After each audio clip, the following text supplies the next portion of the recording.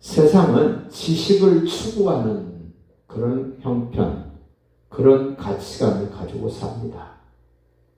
지식은 돈을 들여서 상대방에게 있는 것을 얻으면 됩니다. 자기 것으로 만들면 됩니다.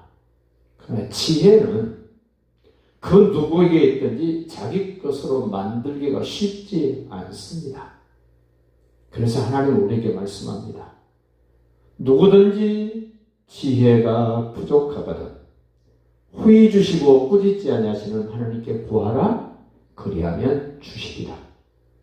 우리도 지식이 아닌 지혜를 하나님께 구하는 지혜자가 되시기를 예수님의 이름으로 축복합니다. 오늘 지혜의 결과를 보면 너무너무 멋집니다. 너무 좋습니다. 왜냐하면 지혜는 억울함이 없게 하는 결과를 만듭니다. 억울함을 얼마나 속상합니까? 당하는 나도 속상하고 그렇게 우겨대는 상대방도 속상합니다. 그런데 지혜는 너도 속상하지 않고 나도 속상함이 없도록 만들어줍니다. 나의 억울함 없어야 됩니다. 상대방의 억울함도 없어야 됩니다. 지혜가 없는 사람들은 자기의 억울함만 풀려고 온갖 것을 다 동원합니다. 의미가 없습니다. 하나님으로부터 온 지혜는 나의 억울함도 없지만 상대방도 억울함이 없어야 됩니다. 오늘 죽은 자의 어머니도 억울함이 없고 산 자의 어머니도 억울함이 없습니다. 그래서 하나님이 다스리는 지혜를 가진 사람들의 공동체는 모두가 억울함이 없습니다. 그래서 평안합니다. 그래서 기분이 좋습니다. 그래서 행복합니다. 너도 행복하고 나도 행복하고 우리 모두가 행복한 것은 하나님의 지혜를 가진 사람들이 있기 때문에 그렇습니다. 하나님으로부터 온 지혜가 없는 사람들은 불편합니다. 여기를 가도 불편하고 저기를 가도 불편할 뿐입니다. 오늘 말씀을 보면 지혜의 결과는 생명을 살립니다. 이 세상에 가장 중요한 것이 무엇입니까? 라고 물으면 누구든지 서스럼 없이 말합니다. 생명입니다. 왜냐하면 생명은 하나밖에 없기 때문에 그렇습니다.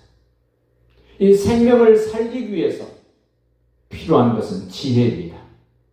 어머니의 지혜입니다. 어른의 지혜입니다. 어린아이들은 지혜가 없습니다. 지혜가 있는 어른들에 의해서 어린아이의 생명이 보존됩니다. 유지됩니다. 살아있을 수 있습니다. 오늘 엉뚱한 말하고 있는 어떤 어머니, 너무너무 답답한 마음을 가지고 있는 어떤 어머니, 그 두 어머니의 주장대로 한다면 솔로몬이 판결한 것처럼 칼을 가져와라. 이 아이를 서로 자기 아이라고 주장하니 이 아이를 반으로 나누어서 각자에게 반을 주라. 내 것 되지 못할 바에는 네 것도 되면 안 된다는 이 못된 어머니, 자기가 낳은 아이를 자기가 몸으로 깔아서 죽이는 이 어머니, 참 지혜가 없는 어머니 아닙니까? 지혜가 있는 솔로몬이, 듣는 지혜가 있는 솔로몬이 들어보고 판결하는 그 결과는 너무너무 탁월한 지혜의 판결입니다. 살아있는 아이를 칼로 두 조각으로 나누라 그럴 때 정말 자기 아들인 엄마는 오늘 성경 표현이 그럽니다. 마음이 불붙는 것 같아서 26절 보시죠. 그 산 아들의 어머니 되는 여자가 그 아들을 위하여 마음이 불붙는 것 같아서 왕께 아뢰어 청하건대 내 주여 산 아이를 그에게 주고 저 여자에게 주고 아무쪼록 죽이지 마옵소서 하되 다른 여자는 말하기를 내 것도 되게 말고 네 것도 되게 말고 나누게 하라 하는지라. 이 말 속에 저 아이는 내 아이가 아닙니다라는 포함되어 있는 이 말을 지혜롭게 들었던 솔로몬 판결을 합니다. 27절입니다. 왕이 대답하여 이르되 산 아이를 저 여자에게 주고 절대로 이 아이를 죽여서 나누면 안 됩니다라고 말한 그 여자에게 주고 결코 죽이지 말라. 저가 그의 어머니니라 하네.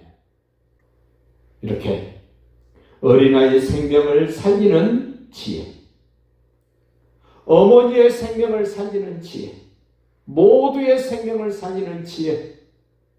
마태복음 12장은 말합니다. 나는 솔로몬보다 더 크다고 하신 예수님.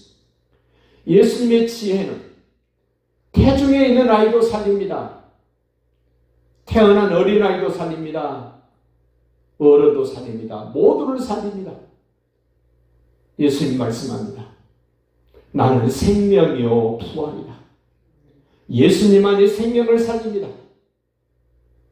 어머니라고 생명을 살리는 것이 아닙니다. 자기 아이도 죽입니다. 남의 아이도 죽이려고 그럽니다.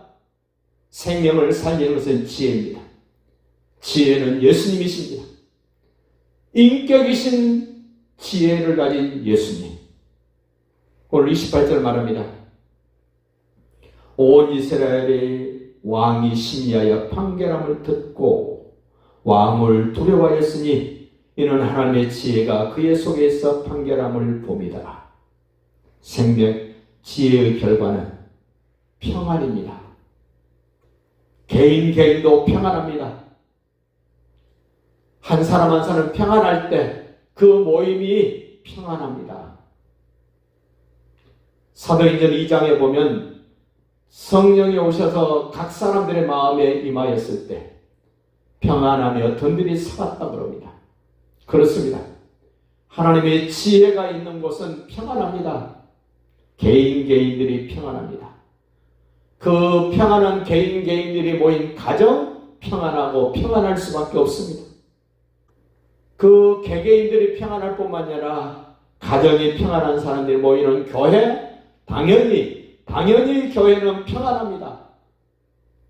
주님의 지혜가 있는 곳은 언제나 평안합니다.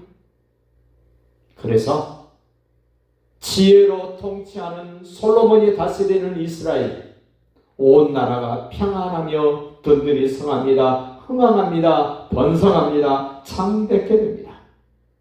솔로몬은 단순히 자기의 지혜를 보여준 것이 아니라 하나님의 지혜를 보여줍니다. 예수님이 통치할 나라를 보여줍니다. 우리는 솔로몬이 다스리는 이스라엘을 부러워할 것이 아니라 오늘 나를 다스리시는 예수님의 그 지혜로운 나라, 하나님의 나라, 생명을 살리는 예수님의 나라, 억울함이 없게 하고 바르게 하는 예수님의 통치하는 그 나라에 내가 백성이 되었고 나를 통하여 다른 사람에게 예수님의 다스림과 통치를 보여줄 수 있는 멋진 인생, 멋진 하루가 되시기를 예수님의 이름으로 축복합니다.